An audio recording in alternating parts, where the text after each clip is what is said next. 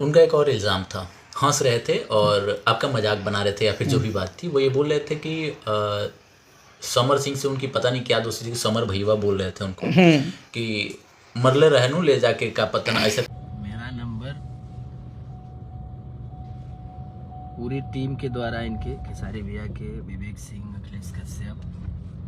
दोस्तों, एक इंटरव्यू में अखिलेश कश्यप से सवाल किया जाता है कि प्रमोद प्रेमी एक बार लाइव आकर बोले थे कि समर सिंह आपको मारे थे, समर सिंह के साथ में आपके झगड़ा हुआ था और समर सिंह ने आपको बहुत मारा था, ऐसा प्रमोद प्रेमी लाइव आकर बोलते हैं। वहीं अखिलेश कश्यप इस सभी बातों का खुलासा करते हुए बता रहे हैं कि उनके साथ झगड़ा उगड़ा नहीं हुआ था। पवन सिंह और खेसारी लाल यादव को चुनाव को लेकर थोड़ा बातचीत हो गया था, ये तो सबके में भी हो जाता है। अगर जहाँ चुनाव का माहौल है, बातचीत होता है तो वहाँ लगता है कि झगड़ा हो रहा है। तो यही बात हुआ था अखिलेश कश्यप और समर सिंह के बीच में। जब चुनावी बात होता है तो थोड़ा तू में हो जाता है, लेकिन झगड़ा कोई हुआ नहीं। तो बस प्रमोद प्रेमी लाइव आकर इस बातों को बढ़ा चढ़ाकर बोल दिए हैं।